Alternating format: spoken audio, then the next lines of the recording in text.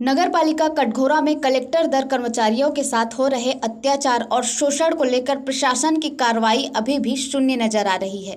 यही कारण है कि नगर पालिका अध्यक्ष और सीएमओ की मनमानी बदस्तूर जारी है। कटघोरा नगर पालिका सीएमओ ज्ञानपुंज कुलमित्र और अध्यक्ष रतन मित्तल की मनमानी की एक और वानगी सामने आई है। गौर से देखिए इस तस्वीर को। इस तस्वीर में दिखाई देने वाला शख्स नगर पालिका कटघोरा का कलेक्टर दर में कार्य करने वाला प्लेसमेंट कर्मचारी राजेश अग्रवाल है।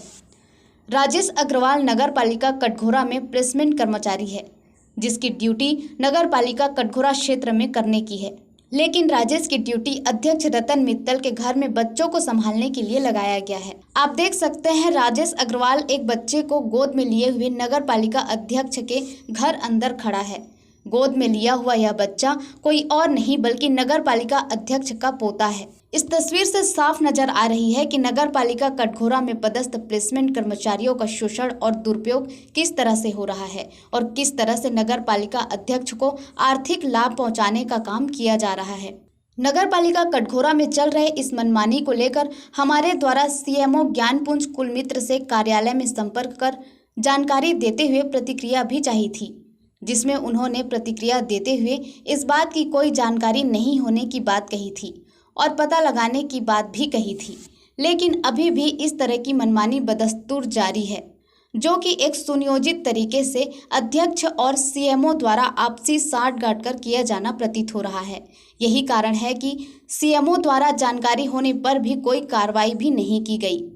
जिम्मेदार अधिकारी एवं प्रशासन के संज्ञान में लाने एवं उचित कार्रवाई करने हमारे द्वारा पूर्व में प्रमुखता से समाचार का प्रकाशन भी किया गया था।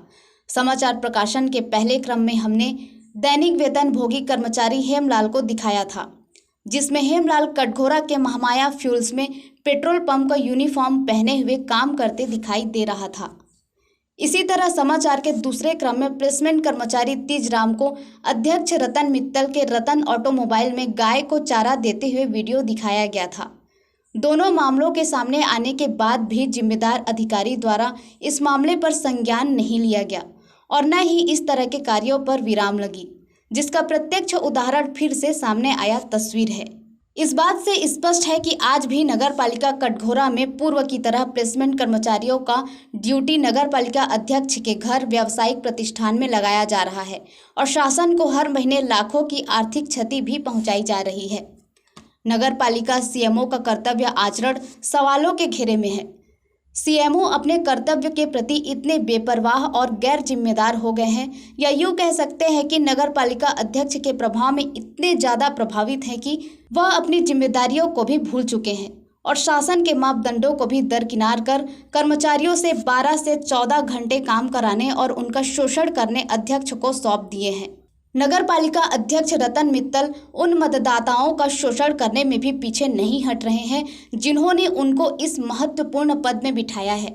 एक प्रतिष्ठित व्यावसायिक के रूप में जिले में पहचान बनाने वाले और जनता द्वारा चुने गए जनप्रतिनिधि द्वारा इस तरह अपने ही क्षेत्र के जनताओं का शोषण करना क्या शोभा देता है? क्या इस तरह का लाभ लेने की मंशा से रतन मित्तल हमेशा चुनाव के मैदान में उतरते हैं? बड़ा सवाल है और सवाल उठना लाजमी भी है।